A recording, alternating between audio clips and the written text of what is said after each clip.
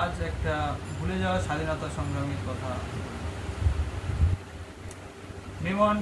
তিনি হলেন মেমন আব্দুল হামিদ ইউসুফ মারফানি। মেমন আব্দুল হামিদ ইউসুফ মারফানি কে ছিলেন জানেন? আইএনএ ইন্ডিয়ান ন্যাশনাল আর্মি সবচেয়ে বড় পুঁজি, প্রথমে সবচেয়ে বড় পুঁজি দিয়েছিলেন। তার কথা আমরা ভুলে গেছি, কিন্তু আজ তার কথা স্মরণ করব। কতটা পরিমাণ পুঁজি দিয়েছেন জানেন কি? পুঁজির পরিমাণ ছিল 1,03,00,000 টাকা। তিনি একজন ব্যবসায়ী ছিলেন। তার ব্যবসার সমস্ত প্রপার্টি সমস্ত ধন সম্পদ নেতাজি সুভাষচন্দ্রের আইএনএ ইন্ডিয়ান ন্যাশনাল আর্মির হাতে তুলে দিয়েছিলেন।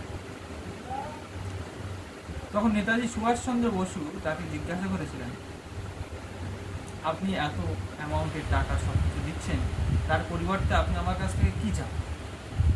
তো উনি জবাবে বলেছিলেন, আমার একটা ইন্ডিয়ান ন্যাশনাল আর্মির একটা ইউনিফর্ম দিন। আমি আমার সমস্ত ধন সম্পদ দিয়েছি, এবার আমার রক্তটুকুও আমি ইন্ডিয়ান ন্যাশনাল আর্মির হাতে তুলে দিতে চাই। আমি আমার রক্তের মাধ্যমে দেশকে স্বাধীন করতে চাই। তিনি ছিলেন ইউসুফ মারফানি।